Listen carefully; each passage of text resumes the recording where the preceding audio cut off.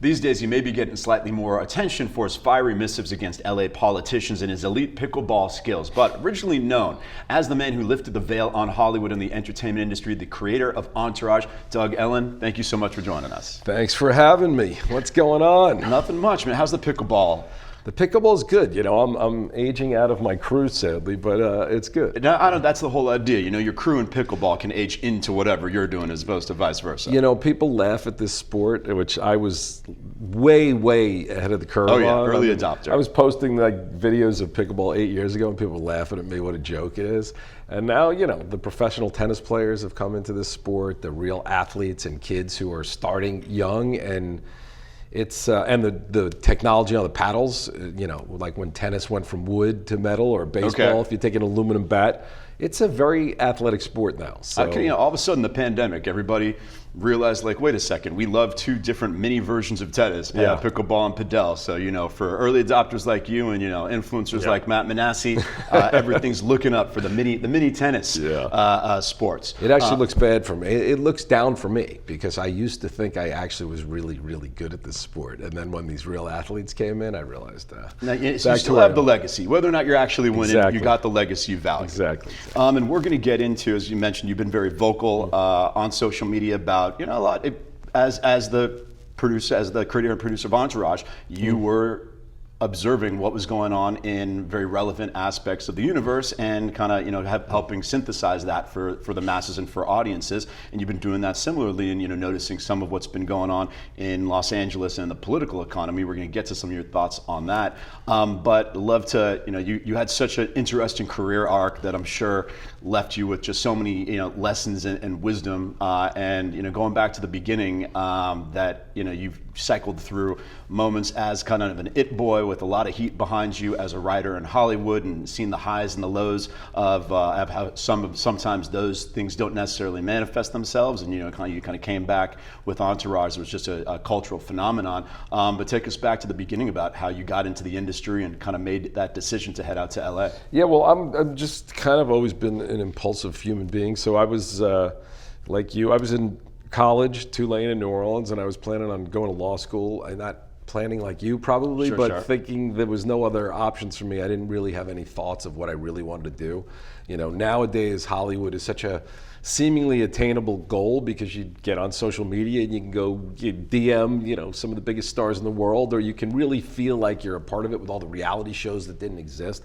But back then I didn't know a single person in LA, but I just loved movies and I loved TV. But I didn't do anything, you know, as a child to kind of head towards those goals. You were sitting there in Long Island, and the idea, and even people who grew up in LA back in the 70s, 80s, and 90s, you know, unless you had a family member in the industry, this seemed like something that, it was for other people. It didn't seem attainable. I mean, I you know, there were some people that I know that like got a camera and made movies, so I guess I wasn't that Spielberg type of guy at that stage. Yeah. But I just loved movies and TV, and I watched it religiously, and I knew it like the back of my hands. I could recite my favorite lines from 100 movies. Some movies I could recite the entire movie verbatim, every single word. And and I was always a very, you know, even as a kid, we would go to the movies with my group of friends, and I'd be like, oh, that sucked, that was this. No, you're so harsh, you're so this. Yeah. But, you know, I always had a very particular taste.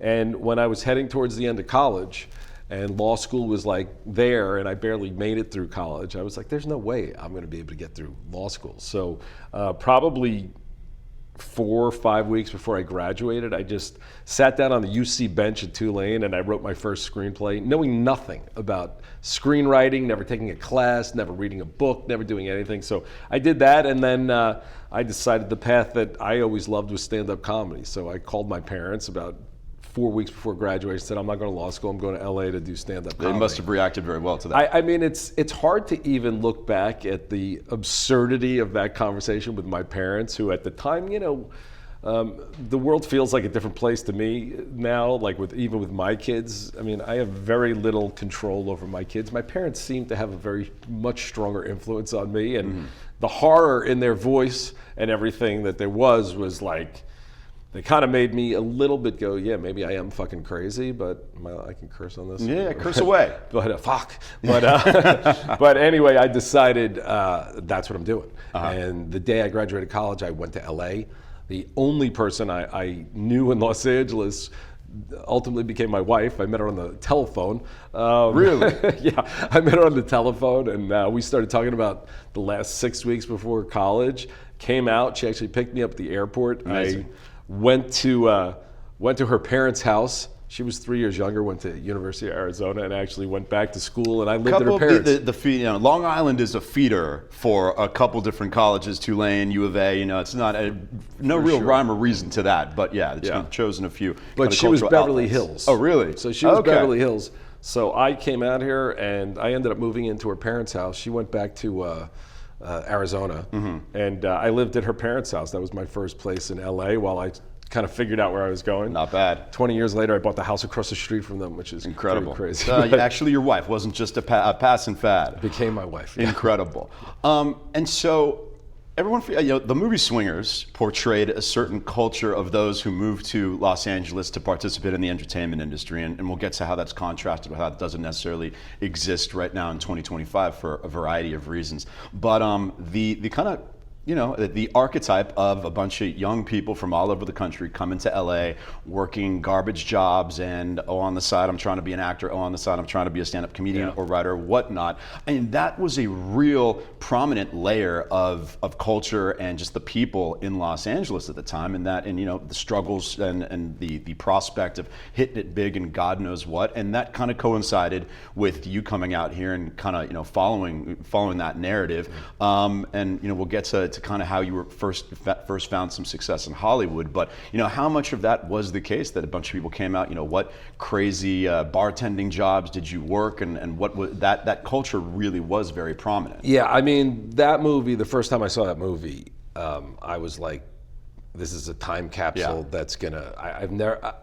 It was so good. I mean, it was so influential in Entourage as well. I mean, I named Vince because of Vince Vaughn. Really? Did not know that. Yeah, when I first started getting ready to cast, those guys were not even close to where they were. They actually kind of hit a couple of stumbling blocks, and I thought I could actually get Favreau and Vince Vaughn to play these two parts. And while in the 2 years it took to develop Entourage, their careers kind of exploded. But Swingers was something that I wanted to do, which was really portray the realistic look of what it is. Now that was kind of the down and underbelly of it. Ours was kind of the once you've made it, movie star once you made it, and you're with three loser friends who haven't. But yeah, that culture was beyond real. I mean, to such a point. I used to have this friend who used to do that to me all the time. I came out here and I was focused on a goal. And the idea of being at all the bars and doing all the things. So if you remember that scene in Swingers where they all take their cars because they all think they're going to bring a girl home, where they all go, every bar they go to, no matter how crowded it is, this place sucks, let's get out of here, let's go somewhere else. I had that crew. Yeah. And they were all aspiring actors, writers, and directors. And for the most part, with the exception of some super talents who are able to do both, be the nightlife guy who can run the town and have that career, most of them flamed out and disappeared. Yeah. But the accuracy of what that was was remarkable to me. I think I saw that movie like 3 times in the first 2 weeks it came out. For the generation I'm 43 now, the generation just above me who was in their 20s at that point trying to make it in Hollywood, I couldn't even fathom how it must have been like, oh wait, someone took a camcorder out one night. It was scary. I mean, even if you remember like the EA hockey games. Scary, I mean, they were so... And Gretzky bleed, and Pink Dot and all of that stuff. So, that was what I was trying to do in a certain way afterwards. And so I'm sure there were certain struggles, and success didn't happen overnight. But you were somewhat embraced by an interesting Hollywood character from that era, and still somewhat relevant in Hollywood. A guy named Michael DeLuca. For those who are listening or not familiar with some of the, let's call it right before Entourage in the 2000s. A guy who, if Entourage had started in the early 90s as opposed to the early 2000s, there would have been like a Michael DeLuca character, right? He was kind of the fast-living, renegade head of production, or one of the executives at New Line, right? Yeah, and that was a very hip movie studio at the time, and I guess there's kind of an urban legend that he got oral sex from a young lady in the middle of an Oscar party, and it was kind of one of those Hollywoodist of the Hollywoodist moments. But yeah, you had an interesting story about this guy who was was a big deal in Hollywood at the time. So, recognizing this is earlier than that. This is 91. Okay. 91.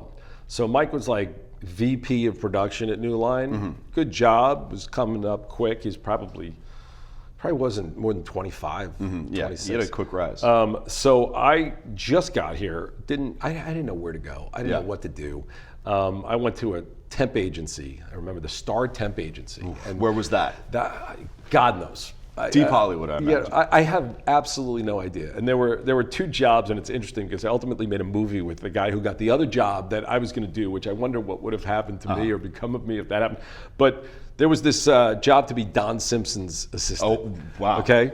So my friends who ultimately Simpson became a huge producer, and but at the time I walked in, the temp agency, they called me, they go, "This is your job, done. This is exactly the kind of guy Don Simpson wants." And I remember my mother made me buy a suit in LA. I was about to say, what are you trying to imply by that? The type of Don Simpson, the guy who's doing drugs all day and question. Breaks the hooker budget. Good question. So I don't really know who he is at this time. But anyway, I'm ready to go for this job where they basically tell me I have the job. I just have to show up. And my mother bought me a suit, still probably the only suit I own. And I'm in my suit and I'm getting ready to go to this meeting for Don Simpson. And they call me and go, they hired the guy that came in yesterday, who ultimately turned out to be a friend of mine, also from Long Island, bizarrely enough, who I didn't know, but we would meet years later. Then they called me and they said, "But we got another job for you. It's the fifth in the mailroom at New Line Cinema." Sure. And I was like, I had heard the Ovid stories and the Geffen story. They started in the mailroom and this and that. So I'm like, I guess I'll go to the mailroom. So I went to New Line and I somehow talked my way into being the head of the mailroom. So I became the head of the mailroom at New Line Cinema, which I lasted about 9 weeks. But I was there. And while there, I went to a UCLA screenwriting class at night, like an extension class. And I went to a class, and the first thing you were supposed to do is pitch a movie idea. So 30 kids in this class all got up and pitched a movie idea. And they were so absolutely horrific, one after the other, that I decided to just write this script. And I went back to the mailroom, and weirdly enough, there was another kid in the mailroom, this guy Tommy O'Haver, who ultimately became a successful director as well. And I said, I'm going to go make this short film. I had never been on a film set. I had never done anything. I'd never written besides that screenplay I wrote on the UC bench 5 months earlier, whatever it was. So I wrote this script in a day and a half. And I said, I'm going to go make this short film. And then, I found someone who could budget it, and it was $11,000.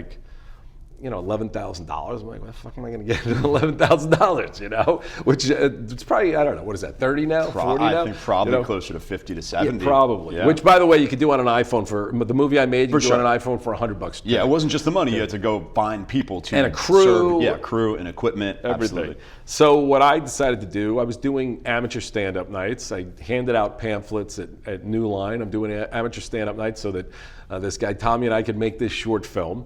And everyone from New Line came. I did my thing. Mike came. I don't know why he came, bizarrely enough. I was not there long enough to be like the guy who was, I'm friends with everybody in the mailroom. I don't know why anyone came, but they came, and Mike afterwards gave me a check for $10,000 out of his own pocket. And I remember it, he said, I'm either getting a motorcycle or this. So do a good job, whatever. And we went and made this movie.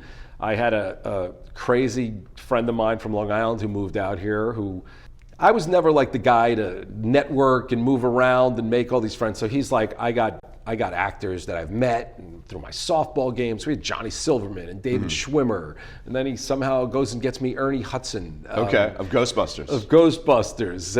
And then one temp day, I don't know if New Line sent me out or how I got there, but I was driving people around for House Party. And it was whatever. Oh, the movie House Party. The movie House Party. And Helen Martin, who's this, she's Don't Be a Menace to South Central. And anyone familiar with that movie, she plays the aggro grandmother, but a legend if you know her. I love that you know who Helen Martin is. 100%. But was in so many TV shows and just a great comic actor. And I would drive her around, and somehow we she was one I became friendly with in the car, and she gave me her number, and that's awesome. I called her up. You want to do this thing? So I make this short film, which legitimately, like, I get this crew of real people, which is what was so cool about Hollywood. And you know, obviously it's still out there, but just young people with real talents that were doing that stuff as kids that I wasn't. Learning how to be a cinematographer, learning how to light, all this stuff. So, you know, my cinematographer would get on the set, and he puts the camera out, you know, this old school 35 millimeter cameras, you know, actually 16 we shot at the time. And he's like, what do you think of the shot, you know, that we set up? And I go, like, I look, and it's black. And I think everyone's fucking with me. And there's like a crew of like professional people. And there's, you know, you get older people. There's 45, 50-year-old men there. Like, doing a I'm the job director. for you. Yeah, and they're all working for free. And I'm like, you know, either the young, you know, wonder kid, or I'm a fucking moron, you know? So I like look at the camera. I don't see anything. And I think there's like people are playing a practical joke on me. I don't know what's going on. And I like go over to Dave Morrison, my cinematographer. I'm like, Dave, I don't see a fucking thing. Like, is the lens cap on? Like, what's going on? And he said, you really got to press your eye into this thing. So I get up and I press my eye on it. Anyway, we do this thing that takes, you know, my old roommate Brian Scher at the time used to laugh because you have to edit on, you know, on a bay, like old school, on film, with film strips all over our tiny little apartment. This probably took 7 months. Again, I could do it on iMovie in an hour, you know? Probably took 7 months of editing this film. And then, you know, look, I've always been the type of person, I move at my own pace. People are like, why don't you do more? I do what I want to do, and I always move at the right pace. But I've been very lucky with the things that I've done. So I do this film and I finish it. And this same lunatic friend of mine who got me these actors is like, I sent it over to Showtime, they want to buy it. Like, they want to buy it? Like, what do you mean? Like, I didn't know they played short films. And they bought this short film that I did, got Mike his money back, got the actors their scale salary, didn't make any money, but it played before The Player. Like I don't even know when that is, 92, also possibly, 93. you know, The Player, another kind of under the veil, lifting the veil on Hollywood and on the inner workings, you know, kind of a precursor to Entourage a little bit. Jeremy Piven's in The Player, actually. Like, he's got 1 or 2 lines. Now, The Player, one of my favorite movies of all time. Very different because that's real. Like I always said with Entourage and Swingers, I don't want it to be satire. I don't want to make fun of it. I want to actually do realistic. Now, The Player, genius. For sure. But clearly a heightened, you know, version not of as realistic, you know, certain metaphors about, you know, killing the screenwriter and things like that. I'm sure you could have some other thoughts on.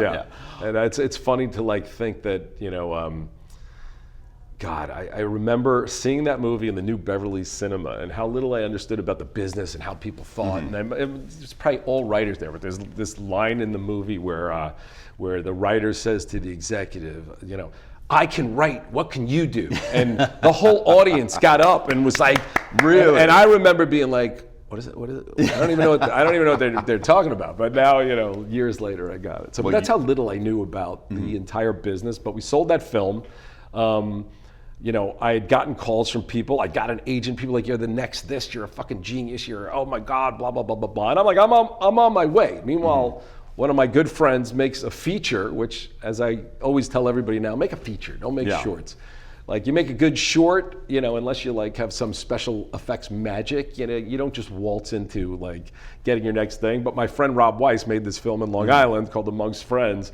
At the same time I'm doing this, and all of a sudden he comes out. I'm like sitting there with this great short film that everybody's telling me a genius, but nobody's offering me like anything.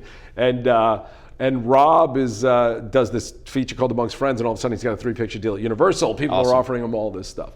But weirdly enough, with my short, the one thing that came out of it is this producer sees it. He's doing this movie, The Parent Trap, and he says, I want you to direct this. I'm 22 years old. The only time I've been on the film set is this short film where I couldn't see through the fucking camera lens, okay?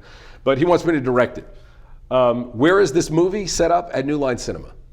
And who do I have to get approved by? Mike DeLuca. I mean, this is almost not believable. Yeah, like the universe conspiring to elevate you. So less than 8 months after I walk out of the mailroom at New Line Cinema, I'm walking in as the director of this movie. And it was like a big movie. Big movie. Yeah. You know the movie now. For sure. I didn't get it, obviously. But you know, one of the things that I didn't know at that point, I'm like, you know, this business is a sales business, and you have to walk in and you have to convince people, you know, but I've never been that guy. I'm always just like, this is who I am. And like, I'm going in to direct a movie. I don't know anything about directing a movie, like really directing a movie. So I walk in and Mike is now asking me questions about how I'm gonna shoot this movie, which I don't even know what the fuck that means. And I'm like, it's gonna be funny, you know, it's gonna be this, it's gonna be that. And he took me to lunch after, he's like, you're gonna have a big career. You should go to film school. You should, and da-da-da-da. Get back to the basics. So I applied to AFI, which at the time, I'm not a school guy. I didn't understand it. I didn't apply to USC or UCLA because you had to take. You came out to LA to not have to go to more school. Exactly, but you had to take the GED, whatever you had to take. So AFI, which I'd never heard of, you didn't have to take the test. And then as I started hearing about AFI, I'm like, wow, this place, they accept 8 people out of 10,000. This is the greatest place on earth, yada, yada, yada. And I'm like, my brother went to Harvard Law. My parents, I had to listen to that, my whole life. Oh, why can't you be like Howard? Why can't you be like Howard? So when I got this acceptance to AFI, I'm like, I made it. So I got it off that short film, which I, as I said, sold to Showtime. So it did that for me. And I got into AFI, I went there for a year. And that's kind of how I... And that led, and at least from what I've gathered, your next kind of rung up the ladder came through. I didn't even know you were involved in this one, but one of those, one of those novelty films you kind of vaguely remember from the 90s, Fat Beach? Fat Beach. P-H-A-T. P-H-A-T. Yeah, and it led you, and that was a very successful movie. Again, wild story with that. Yeah. But, I go to AFI for a year. I come out and same thing. My friend's like, you gotta just go make something, which I will tell everybody, go make something. You're not gonna, and AFI, nice place, whatever. You don't learn. Sure. You don't learn in school. You learn by doing. It Yeah. just is that simple. So I came out and I did the same thing. I made another short film with David Schwimmer and John Cryer and some other people. This producer sees it, similar to The Parent Trap. Except this is a $100,000 movie and I have the job. I don't have to do anything except for accept it. But he calls me up and he's like, we're doing this movie Fat Beach, which you can look in, this is maybe 93, 94. The word P-H-A-T is not in the lexicon. It's certainly Hadn't not quite transferred to the Caucasian community just yet. Exactly. And so I remember talking to him on the phone. I'm like, Fat Bitch? What is this? He's like, no, it's Fat Beach, P-H-A-T, which I swear to God, anyone could laugh at me all they want. This movie, as bad as it is, really hit something. I mean, I remember fun. It must have just been fun. Just a year later, when it came out, cover Sports Illustrated was Fat Back, P-H-A-T, about I think it was Otis Anderson, running backs, and Chris Rock used to make fun of the movie during his stand-up, which was the greatest thing ever. Yeah. But this movie we shot over, it was 5 days. The producer was so insane, he would fire people every single day. New actors would show up. I have a girl in this movie who's black. Sometimes she's white, other times she's got a lot of continuity there. I'll tell you another thing that happens with that back in the day. But we make this movie, 5 days, we're out of money. And then 6 months later, I'm just like, my career is nowhere because I'm just kind of sitting there and my friend comes over to my house and I show him some dailies from this movie that is dead and gone and whatever. He's like, what is this? I'm like, I don't fucking know. We shot this thing in 5 days, some piece of shit, whatever. He's like, I could sell this. Within a week, he sells it to Live Entertainment. We're back on the set for another 3 days. We shoot a movie in less than 10 days for less than $150,000 that Live releases on, I think, 400 screens in America. Not bad. Which is so crazy. I edit this thing on Lightworks, which was one of the first digital editing formats. You can't even see the movie. The first time I really saw the movie, which I'll tell you why that's relevant, is first time I see the movie is at the premiere at the Galaxy 6, which was a Power 106 giveaway party, where I was the only, besides my wife at the time, I'm the only white person in the entire fucking theater, literally. And there's one scene, because we edited on Lightworks that was so digitized, and so many crazy things. We did one minor stunt scene. I actually had Darren Aronofsky was the second unit director on Fat Beach. He doesn't put that on his resume. It doesn't seem He was my friend from AFI. He wasn't working. I said, come shoot some shit. But anyway, this guy, when we did the stunt scene that I didn't even shoot, which I'm not trying to hide because I don't know if I would have even known it was a problem, but the star of the movie, Jermaine Hopkins, is black, and I guess they couldn't find a stunt double for him, so they got someone who was Latino, I guess, whatever, and try to make him look black. And now we're talking, it's a year and a half later, but I'm on a giant screen in front of 1,000 people. And when this scene comes on, you see this guy's Latino guy with blackface on doing the thing. And the crowd, you want to be admitting this right now? I didn't even shoot that scene. The crowd goes fucking bananas, but not in like a, it's a different world in 1994. I don't think I mean, people could have a sense of humor about these things. Just they didn't know whether there was a bit. They just the whole idea is that there were things that are absurd that could be offensive, but because people would react to it, understand the humor in it because they know that it's not ill-spirited, and then you come to the last decade where everyone's just looking for a reason to be offended, and these kind of abstract, absurdist things are kind of framed as being really bad. Yep. Well, it's where Entourage during the pandemic, all of a sudden there were new articles. Let's revisit how racist Entourage is. I was like, wow. So like, you guys, the fun police, you turn anything into a funeral. It was pretty crazy. But so anyway, that movie comes out. It is. It is shredded. I mean, I'm sure the critics critical are like, and by the way, it's not even like I disagree with them. But at the same time, we did a movie for $100,000 that was released around the world that I think it's grossed like $20 million. That's since pretty then. Damn good, man. I was paid $11,000. Yeah. $11,000, never got another fucking dollar out of it. Hey, whatever. It was $70,000 or something at that point. But got me a bigger agent and got me meetings. I actually, whether he'll ever admit or remember this, but I went into Friday to meet for Friday with Ice Cube. They thought I was going to be black when I got there. They had no idea that I was like a white guy who did this movie. But so you kind of help write and produce Friday? I was not involved in Friday. No, I didn't but that was what the meeting was for. Yeah, exactly. To direct it. Yeah. So, and then a similar thing happened again. It's just like how luck would have it or whatever. I was never a guy like running around going, I got to get on this movie. I was kind of whatever. My manager called me up. He's like, I got this movie. We can get you. They offered it to, he represented Wahlberg also, which is, I kind of used something like this in the movie. But he's like, they're offering it to Wahlberg. He's never going to do this fucking movie. But I told him that he might if you write and direct it. Okay. So, and I read this script. Whatever. I don't want to trash the guy. It's like, it's so fucking horrible that I could barely get through it. And it turned out it was the guy who wrote the script. It was the guy who wrote A Million Little Pieces. Okay. Remember that story? Yeah, and that ended up being plagiarized? It wasn't plagiarized. He said it was a true story about his life. It turned out it was all made up, that he was a drug addict, and Oprah put it on the bestseller list, but whatever. So I go to make this movie. I go to meet on this movie where they think Wahlberg is like, it's me and Wahlberg, They're like, yeah, we loved Fat Beach. You're perfect. It's whatever. So, and I just started rewriting that script, and we were shooting like 3 months later with David Schwimmer, and I actually. And this was the rom-com, was Kissing a Fool. Kissing a Fool. Yep. So this is interesting because and this is something that those outsiders who come to LA.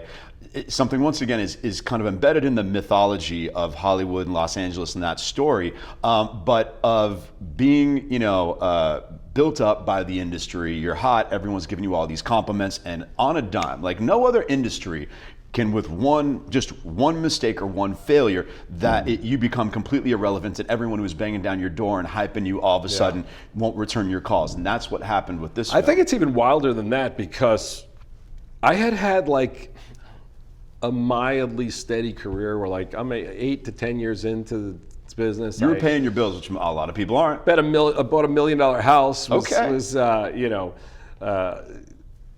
Having a nice life. I'm working as I feel like it. I'm not probably grinding the way I think people should, but I clearly have some talent that people are finding even in these stupid movies that I'm making. But Kissing a Fool was $1.2 million. Okay. Independent, completely. Not a single thing was a studio involved in this. And Universal bought it for a lot of money, released it on 2,200 screens, which is honestly unheard of, especially at the time for a movie that cost that. That isn't an art house film. This is a stupid little, and again, I think the movie's fine. I like it, but this is a nothing rom-com without movie stars in it.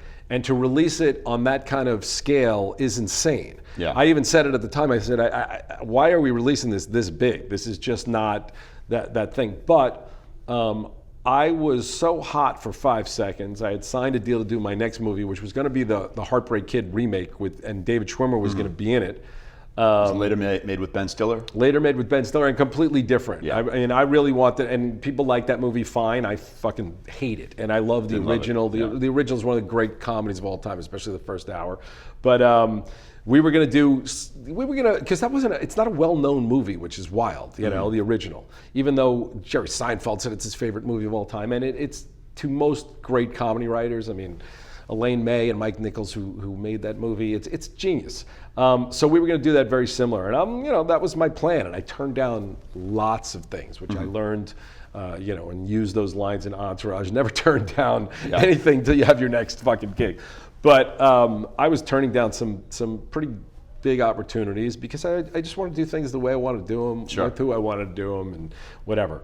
But when Kissing a Fool was coming out with our test scores through the roof, the world telling me how great I was for the first time, because Fat Beach, they were telling me, I don't know why you even work, it's garbage, whatever. But, the whole town was telling me this was a hit movie and this was blah, blah, blah. And we opened up the same weekend as The Wedding Singer. We actually, and people can look it up, we had higher exit polls than The Wedding Singer, which means when people walked out, they asked them, what do you think of the movie?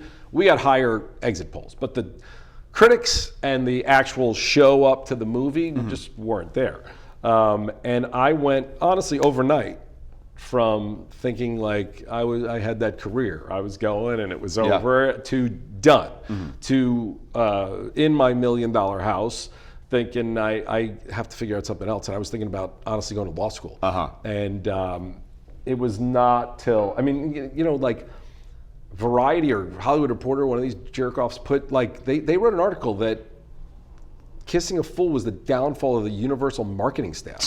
So now this movie cost, all in, was under $2 million, okay? And so it's just absurd, but it was never released as if it was an independent film. It was never talked about as that. It was just like, oh, here's a big studio flop. With, and again, David Schwimmer, great, in my opinion. Like, I knew how big he was going to be, but he wasn't a movie star. This was before Friends. No. This is way after Friends. This was after his movie career took some hits.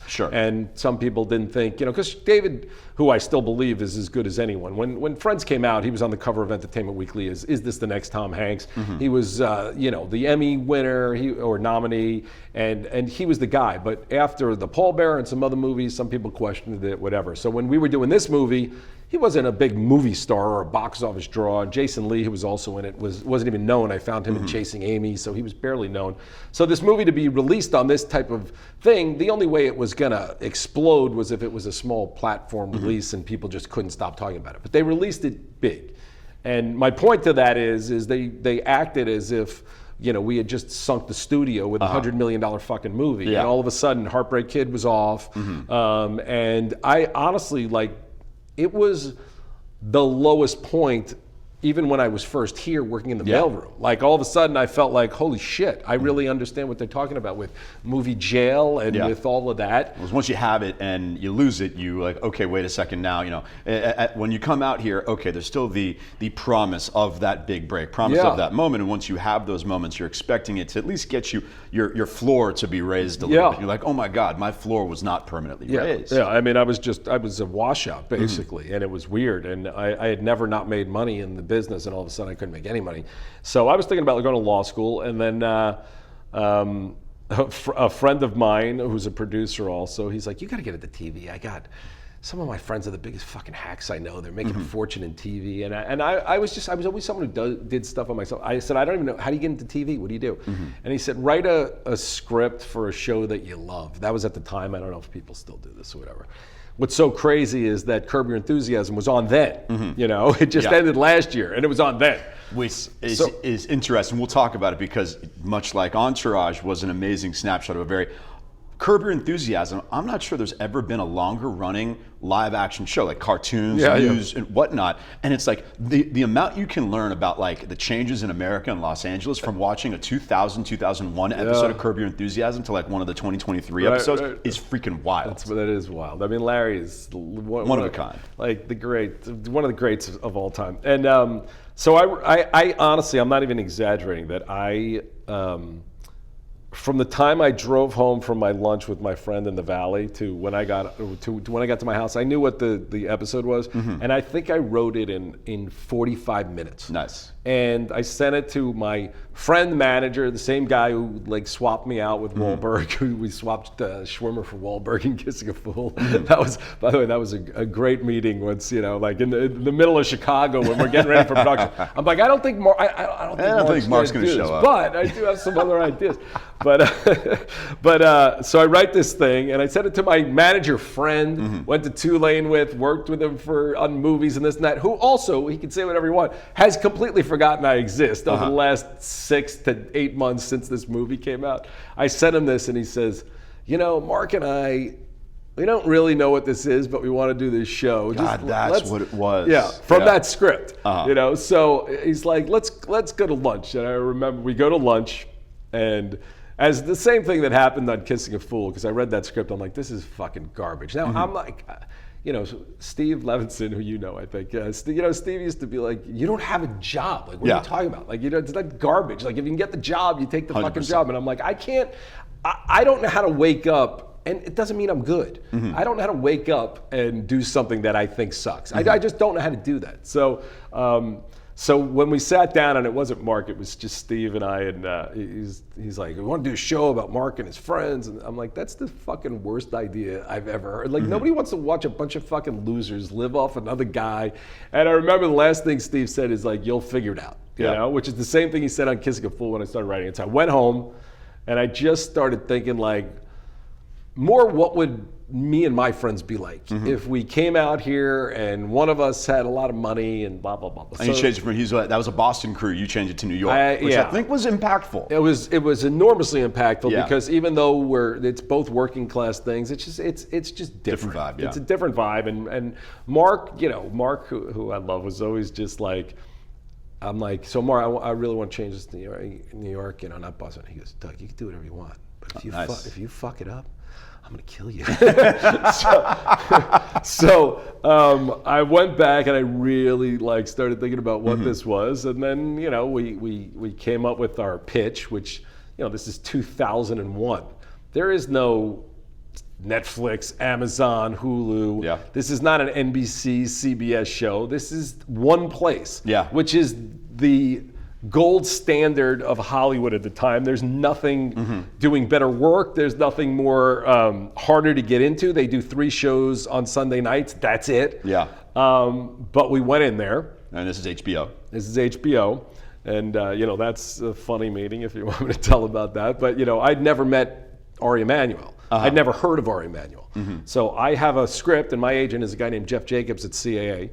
And I have an entire, booklet of what this show is going to be, blah, blah, blah. And it's Jeremy Piven, who I loved from Larry Sanders Show, which was also a big influence kind of on the me. precursor to Entourage in terms of lifting up the veil on Hollywood. I mean, really like the like Curb's genius, but Larry Sanders was like the realistic look that I was. Super well regarded, but a little not as easily packaged for the masses. Yeah, as didn't have some of the, and you guys did glossy and smart. Yeah, but it didn't have the glossiness that would have made it a cultural phenomenon, even if it come along a little later. But really well regarded show. I wonder if it came later though, what it would have been when people started like really being interested in behind the scenes of Hollywood, because there was a while people thought that was like death to even like go there, and now it's like everything. Yeah. So, but we go into that meeting. And I've worked for hours and hours and hours on this document, and I'm like, I've made my fucking movies, and I think I'm somebody, and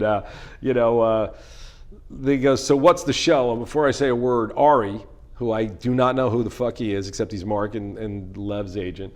He goes, it's about Mark and his friends. This guy's gonna write it. If it sucks, we'll fire him and someone else will rewrite it. This is what he fucking says in the meeting, And and all my paperwork. I mean, I get to speak for about 45 seconds. I'm like blah blah blah blah blah, and then that's it. And by the time we walk out of the meeting, Ari calls. He goes, all right, they bought it. And I go, they bought it. I remember this too, which is, how I knew, unfortunately, whether he cares or not, Jeff Jacobs, I'm like, you're not the character. This is the character. Yeah. So we get into the car, and Ari's like, yeah, they bought it. I'm like, do they want me to, I have writing samples if they want me to send them over. He goes, they bought it. Would you like to send over your samples so they unbuy it? What do you want? So anyway, I think now, I really remember this, like Lev and I like pulled over in Century City and like that Vanilla Sky scene where the whole world is empty and we own it. We like walked around like we fucking owned the world. Nice. And then I realized we owned shit because none of the idea matters, none of anything matters except for getting this fucking script in a format that they like, which took nearly 2 years and probably 150 drafts. I mean, the amount of times I would give them something and then literally... But they didn't fire you. No, but it's not even, and fine, because I would have kept going. It's not even allowed to do based on the Writers Guild and everything else. They're not even allowed to do what they did. Okay, so they bought you for the pilot. You were going to get a pilot to them. After the pilot, they can do what they want. Yeah. I mean, you know, if I'm even slightly more successful at the time and they go do a 7th, 8th draft and nobody's paying me anything, I go fuck yourself. Yeah. But I didn't have anything else to do, so I just kept going and going and going and would get comments. I mean, I remember the executive who I like, but Sarah, she would call me up and be like, you know, we didn't hire you because she thought you were great at story, but we thought you were funny. And this isn't funny.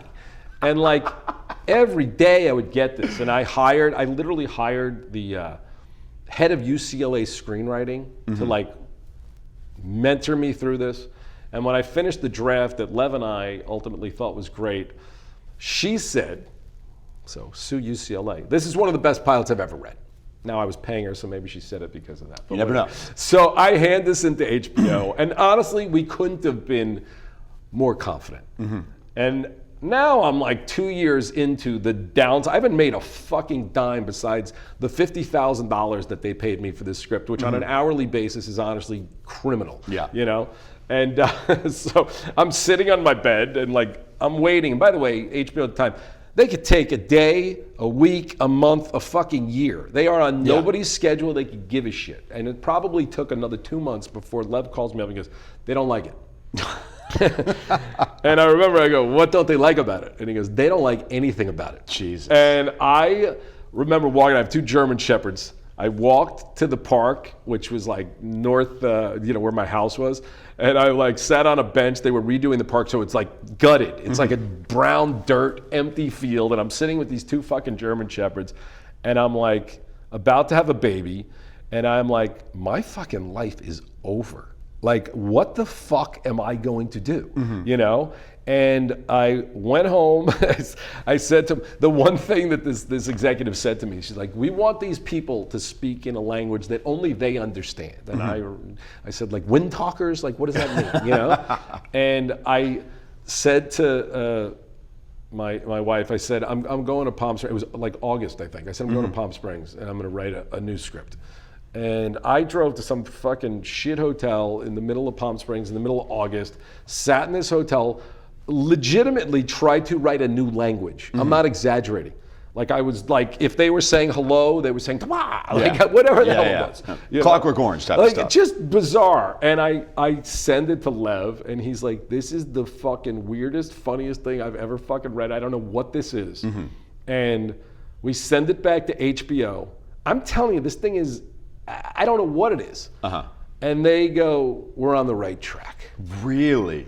And that's why HBO is HBO, because they were willing to embrace stuff that was unorthodox. But what I will tell you is, by the time we shoot this pilot, it is somewhere between 70 and 90% exactly what that great screenplay that the UCLA lady said she loved. And the day before Entourage airs, the same woman who told me I'm not funny and I'm not this says, Doug, I just want you to be prepared. And we do smart things here at HBO. This is our young TNA show. The reviews are not going to be good, and I don't want you to take them personally because we believe in the show. She did, but Chris Albrecht did. Who was the head of HBO. We believe in this, but the reviews are going to torture you. Now, I, like, a large part of my life, like I said with my parents, you know, like when you're 20, 30 at this time, I'm like, you want to impress your parents. Sure. And I'm like, all I wanted at that time of my life was a New York Times review. Like, that's it. Because my parents and their friends could all go, he made it. Long Island family, oh my God, New York Times. You know, instead of 2 years earlier when my father's best friend, after I'd made 2 movies, after I'd bought $1 million house, is calling me up going, you're killing your kids. You're fucking killing them. What are you doing? Okay, so I get that the night before. Now I think, Roger Ebert said I needed to go to screenwriting class after Kissing a Fool. Variety said Fat Beach was mind-boggling that was released in theaters. So, my parents have had to endure this after they saved up their whole lives to make sure I can go to college, which college is a fucking waste of time. Yeah, we'll get to that. So, and I wake up and the New York Times says we're the smartest show on TV. Nice. And I can tell you, I hate the New York Times now, but I can tell you that day, of all the things that have happened in my career, I don't like Emmy nominations, all of that shit, that was at the moment the most satisfying thing that ever happened. That's awesome.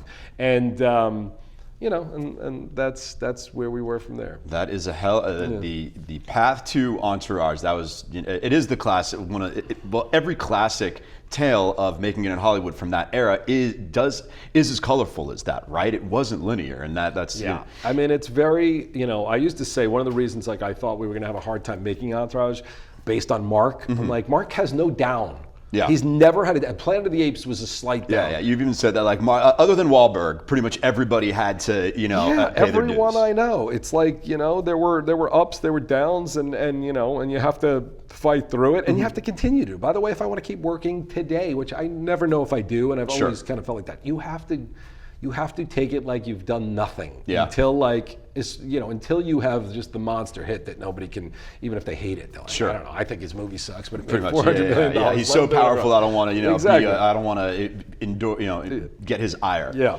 And to the kind of cultural significance of the show and what it says about the culture of the entertainment industry and media back then versus how it's evolved now, in terms of how those characters spoke and what you wrote for. You mentioned that you wanted to write how young men at the time, similar to Swingers, how young men at the time actually spoke. Yeah. And you did. And from 2001, 2, 3 through the end of that decade, maybe you get a bit of a sourpuss here, a sourpuss there, but it wasn't at all controversial. But it really does speak to how things, not the only industry, but a couple industries that shifted from a very masculine perspective through the 2000s to a very feminine perspective. As of recent, there was even recently like a Substack I thought was pretty good on. Kathleen Kennedy has now become the villain of the recent change in Hollywood, and South Park said, hey, she's just yelling at people to put a woman in it, making gay and whatnot. But clearly, and obviously even the HBO acknowledged this is a peak masculinity show as opposed to Sex and the City or God knows what. But that Hollywood was a very masculine perspective back then, and does seem to have, not just for whatever the other criticisms are of how it's evolved, it's gone from masculine to feminine to some extent. I mean, this stuff happens in cycles all the time. When I was growing up, it was like, Animal House, Porky's, and not to compare those as if they're equal movies, because they're not. But there were a lot of those R-rated comedies that I grew up on and loved. And then they evaporated. They were gone. And at the time of Entourage, where a lot of people thought I had went and written a Hollywood show, the thing to me was these were a group of loyal guys like I grew up with, who money was not the thing. It may come with what they were doing. Women were not the thing. The love for each other, the loyalty to each other was the thing. And that's why the other stuff about it always bothered me. And like Diner, which if you look back at Diner now, which is the really big influence on me now, and I watched it recently this week, it's interesting to watch, because obviously there were all male executives, but there's no women in this movie at all, basically. It is just men. But there's nothing fucking wrong with that. Yeah. That if you're making a perspective about men, which again, I don't even believe Entourage was that, because I think we had some of the best female characters on TV, and a lot of the women. And the female characters are very happy with their experience and proud of that being on their resume, and it seems like all the commentariats are the only ones who seem to be aggrieved by it. Yeah, a lot of when we do a podcast, Victory the podcast, we talk about Entourage and other things, but with a couple of the actors on the show. But all the female actors have come on and said they changed their careers, and everybody, and Entourage was for a time, let's do this in Entourage here, Entourage there. Even Suits, the creator, said he sold it as Entourage in Wall Street. But so there was a lot of that, but just to go back and have people revisit that and talk about racism or this and that. And I sometimes get that question like, why weren't there more black people in Hollywood? And I said, don't fucking blame me. Walk through the offices of CAA, William Morris, and whatever, because all I was trying to do was make it absolutely realistic. And again, not to defend myself, because I don't have to. But the first things I try to do after Entourage, embarrassingly or not, I try to do a Harriet Tubman movie, which I got, Spielberg's company to buy, and somehow the Variety writes on the cover. Then even how dare Doug Ellin go near Harriet Tubman? By the way, I wasn't even trying to impart my take on it. I just found a great book, and I was like, I had a young daughter at the time. I was like, how great it would be if I could fucking. They showed this in her class in 7 years when she's 10 years when she's 10, and then I also did a show where I hired John Ridley to write a show based on loosely based on Mike Tyson's life that we ultimately shot a pilot that Spike Lee directed that we shot at HBO, but that was almost entirely an African American cast. That was my idea. Again, long before the shift where everyone said, why aren't you doing this? So 5 years later, when people started saying this racist, homophobic show, I now have come to the perspective, I really get it now. That generation of journalists and writers were these elite cunts that went to all of these schools where 20 years earlier, these were working class people who were writing, who were journalists. And it just changed everything about their perspective. And they seemed to completely change the culture, which they sort of did because a lot of people were so terrified about what was happening that they just shut their mouths or went along with it. But again, this happens all the time. Lenny Bruce, Andrew Dice Clay, these. Sure, but I do, and this is something that comes up in a lot of different contexts of the topics that I talk about, is that what the change from the 2000 pop culture and social mores in the 2000s to 2010s, it wasn't that everyone just decided, okay, wait a second, we need to be better people and more compassionate and kinder, nicer and gentler. I'm definitely trying to explore what are the specific, you mentioned it around one of the factors definitely is the profile of people who became journalists. I think also the fact that we went from, until the internet, there were only so many newspapers, and they could only print so much, right? You had to wait till the next day to see what was in the newspaper. You had a handful of magazines. When you go from that to every news outlet has a website where you can print hundreds, if not thousands, of stories a day, the quality goes down because the volume goes up, right? So they know, the financial model of we need to get as many views as possible, that degrades quality, and not just that they were from a working class background, but you had to pass through, when there were less journalists and these jobs were harder to get, as opposed to all right, we just need someone to pump something out on the website.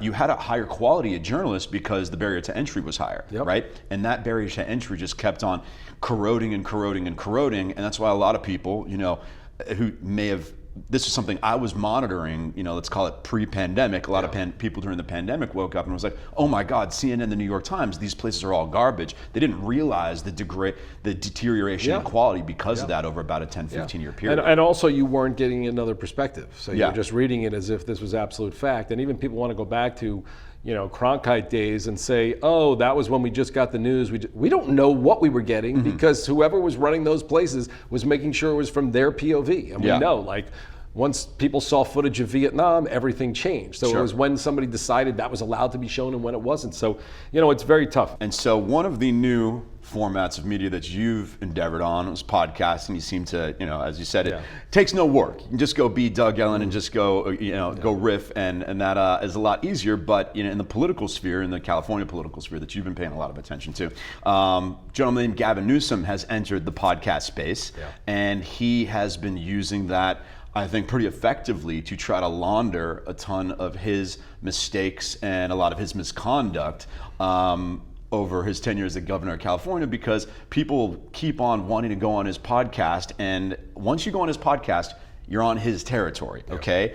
People aren't going to go on his podcast and read him the riot act like he deserves. They're going to go and have this reasonable conversation, which it doesn't take a genius for him to have. You say, oh, okay, got it. I did this because of this. Well, this is why that isn't that bad. Wait, I'm just a reasonable guy. What's your perspective on Newsom's podcast? How it's what impact it's had on kind of his attempt to refrain a really disastrous tenure as governor of California? You know what? I really try to Bill Maher said something that I thought was really interesting, because so many of us get so emotional about what's going on in politics and this and that. And what he said about Gavin Newsom, because we were talking about it before with Patrick Bet-David. Okay. He kept saying, I really don't care what is happening because he's better than the other guy and he's winnable.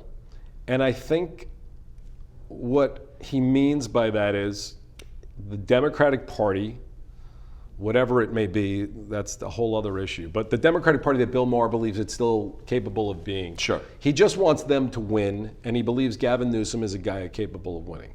I'm a little more emotional. So when I watched that podcast, which I watched them with Charlie Kirk, and I watched them with Bannon, and to me, he looks like he's utterly out of his league with people. Forgetting whether I agree with one thing Charlie Kirk says or Steve Bannon says, they know what they're talking about. Sure. He doesn't even seem to know what he's talking about, but I guess that's why he's a good politician because, and maybe he will adhere to this because I do now believe he's going to be top 3 possible candidates for them. That maybe he will adhere to what the culture sounds like and looks like, and he will try to govern that way. I don't know what else to say because I think the reality of the world is if Trump does not make the world, whatever that means, a better place. Achieve his objectives. Over the next 4 years where enough people believe he's done something positive, I'm terrified of what the next iteration of lunacy is. And I think we're seeing right now with the Democratic Party completely melting down and everybody now talking, smart people talking that AOC should be the lead of this. She's pulling well within the Democratic Party these days. So I think that's what happens. And even Trump, like him or not, I think there were people on both sides who were like, this guy is a potentially dangerous person. But because of how awful things were coming out of the left, people went, this is our best alternative. No doubt. And it's why it's so offensive in the same way about talking about my show when all these people say anyone who, and I didn't vote for Trump, by the way, I didn't vote for either of them. I know that's a cop-out, but I didn't, I voted for myself.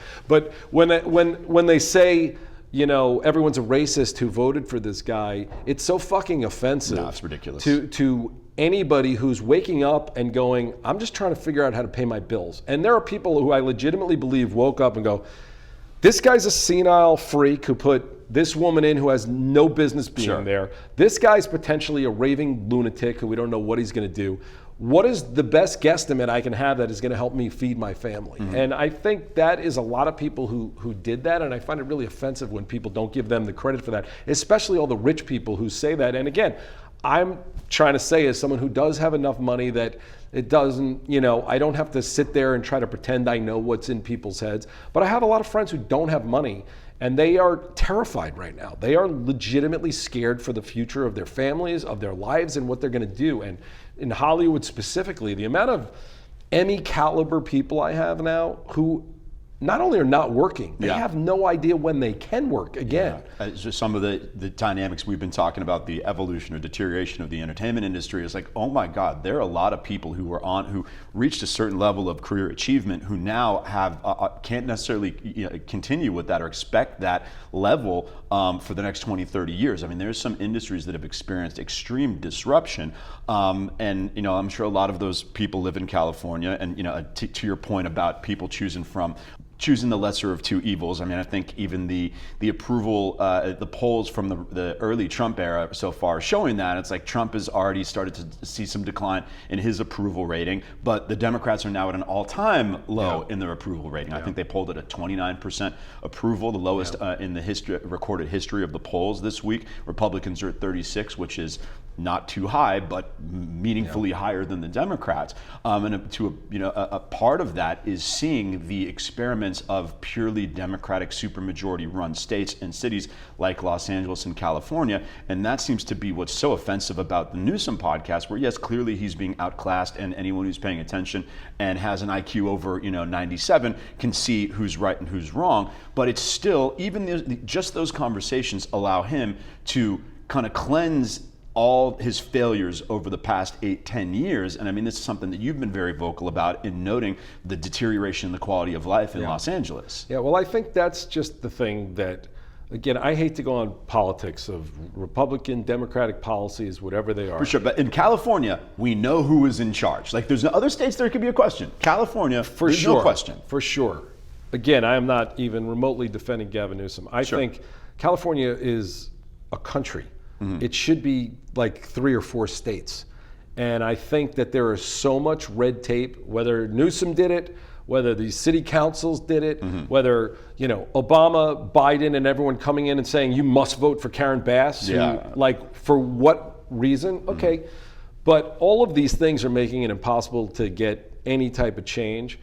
And again, I try to say this in a humble manner. I'm not smart enough to understand when someone says the minimum wage needs to be this because these people can't afford to live. Of course, I'm empathetic to that situation. But when I have friends who run pizza places, which I have many of the best pizza, and they say, we can't afford to do this. And what ultimately happens is we end up getting one less person. And you know what happens? You have the guy at the cash register who didn't have time to wash his hands after he took your money and went to get the dough because he's making this, because I'm making less money. So I understand the both arguments, and I'm not sure what the answer is. What I know is what I can see with my own eyes. And when people try to gaslight me that Los Angeles hasn't deteriorated, it fucking pisses me off. Yeah, it's unbelievable. Because it is, I have a new baby, and I'm not a scared person. I don't like my fiance walking down the streets with this baby, even in Beverly Hills, because there is a crazy homeless person who I also feel bad for, but who looks dangerous,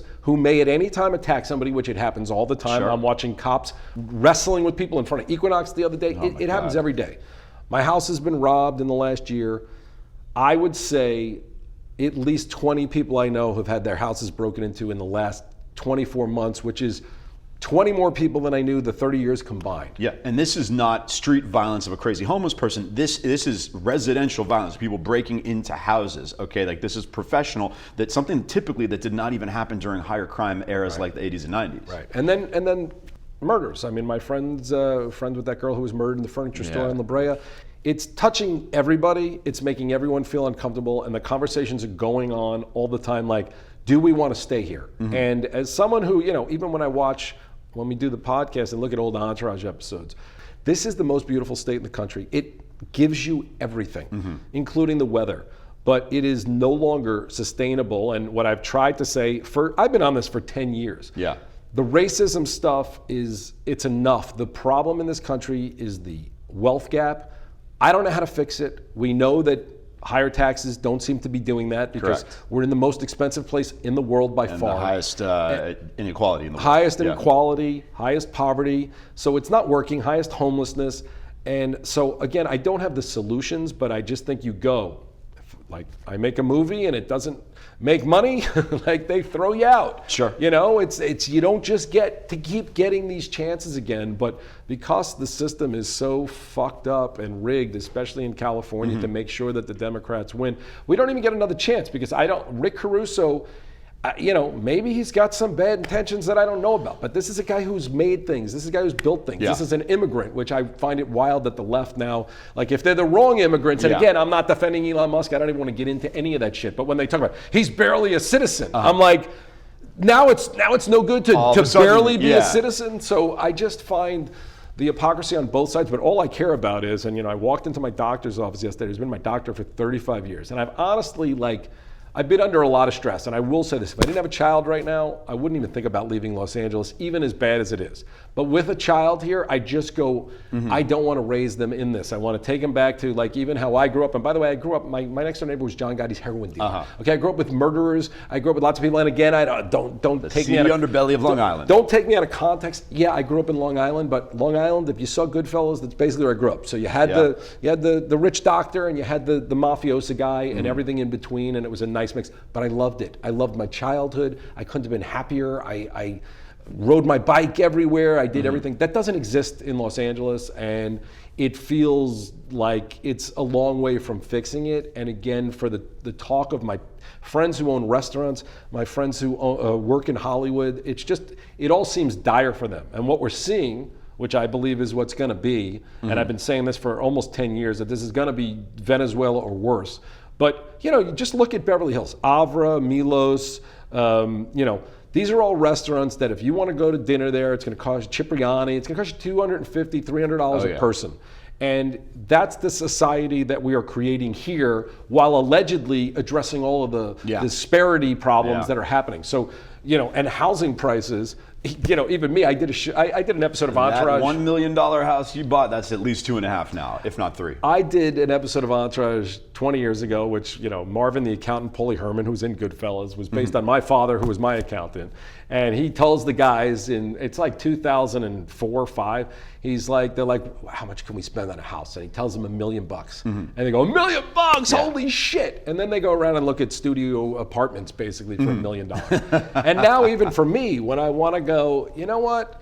I want to have less expenses. I want to get out of Beverly Hills. I want to go here. You go look around anywhere aside from the fact that the mortgage rates have gone here and there you go, well, it's not even affordable for me to necessarily move and have comfort, so I'll just stay in my house. Yeah. And all that's doing is continuing to raise everything. And then these fucking animals add this tax, this 5% mansion tax. Yeah. Nice name that they add to it. But this is also, I have real estate investor friends who are not rich, who invest in apartment buildings and complexes and are trying to build wealth. But now, even if they have a loss, they buy a $10 million building and sell it for $9 million, they have to pay a 5.5% tax on a thing they lost. And if that wasn't offensive enough, if you look at the track record on how the people taking the tax money are spending that tax money, they might as well literally be burning it.